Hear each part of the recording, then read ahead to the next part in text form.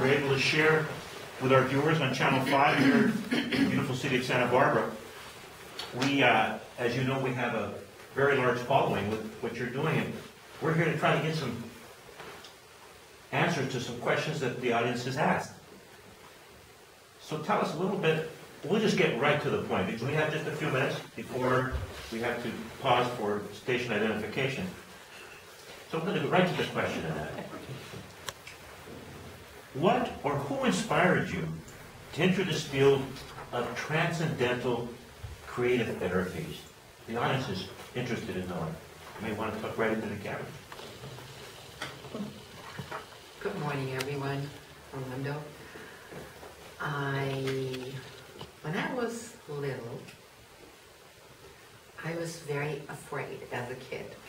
I was plagued by a lot of fears, and the only way I could get calm and happy was when I did art or crafts, knitting, painting.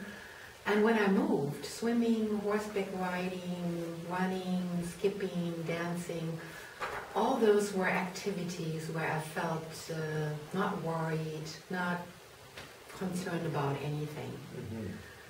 I didn't know at the time that that was a solution for my whole life. Interesting. So when I was a kid, I did all this. Sometimes I painted till late at night, and my mother had to put me down to stop because it felt so good.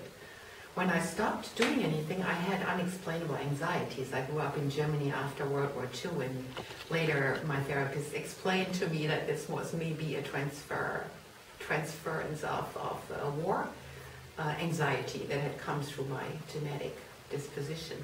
But we don't know any of this for sure. So in any regard, I kept doing art and movement, and all my school career, those were the only things I really loved. Everything else was sort of okay, but I loved that.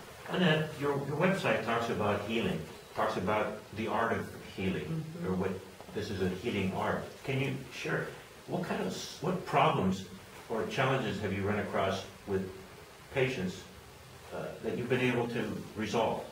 That you've been able to help them. Obviously it helped you at a young age. So how were you able to transcend this into the art of healing for your clients? Maybe you could share that with the audience. Yeah, that's a great question. Just like myself, people come to me with anxieties, with depression. Some people come with physical problems. And as in regards to emotional problems, for example, people who have had really painful experiences in their life. Let's say people who experienced divorce of their parents when they were little, or people who were adopted and couldn't figure out how all that worked with their parents. What I always look for is the underlying energy to heal, the split energy. Most people have many different energies going on when they're in pain. But when someone is happy, it's usually one, you might know that from yourself, it's one full energy, energy of happiness or contentness or being calm and together. So I look for that, and I have started people make a drawing about their emotional pain. No one needs to have any practice that works with me, either in drawing or movement. I just start people, ask them to make a drawing of what they are suffering from. And from that drawing, it gets me directly, usually, to the truth in drawings and movement is so much deeper than with words. Those are modes that lie underneath the verbal, and I can see more in the drawings than in the verbal expression. Today, everything is measured by results.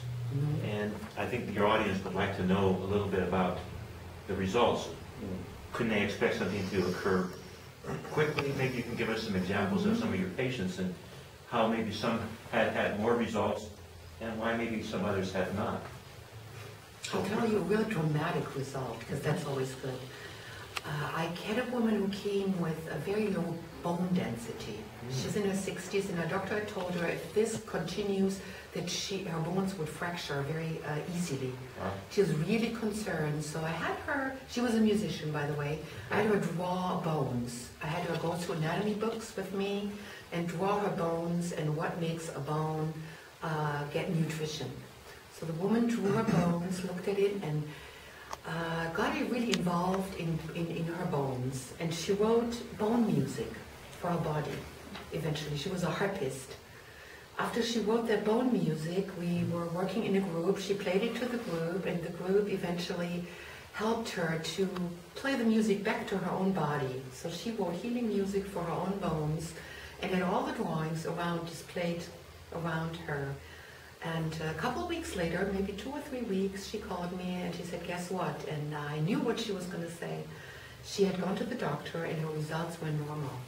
Wow, Which amazing. was fast, very amazing. This happens, that wasn't the only time of that dramatic result. When you get really involved in the interior situation of your body, there can be dramatic results. And you would probably know that as a health expert. Perhaps next time in a future show you could bring a copy of this CD if you have one, and the audience can listen to the bone music. That'd probably be very fascinating. Try and track that. There isn't any member of our audience that hasn't lost a loved one, and that can be very traumatic. How, some of the questions that had come in from our audience, they're wondering how have you been able to assist people with those challenges? Whether it be a pet, whether it be a spouse, a close relative, or a close friend. I really got much deeper into grief work when I lost my mother, and I knew that one can be sad and devastated, and that we can be speechless often in grief, and sometimes paralyzed and not able to work or do anything. When I had lost my mother, I discovered working with hospice, hospice is a great organization, that to lead a grief journal, I have a lot of journals that I brought here for you today, leading a grief journal, that you could really start to get really active in your grief process. Pull that open for a moment. I'd like to see if we can get our camera to focus in on that for our viewing audience. These are examples of some of the work that you've done for yourself. Very interesting. Also done these with clients. My clients have grief journals, and whether they lost a loved one, or they lost their health, or they lost possessions, or land, or homes, or whatever it is, they have those grief journals, and I encourage them to describe their process weekly, and to really use photos and poems, writings, thoughts, dreams, and to deepen the collage work.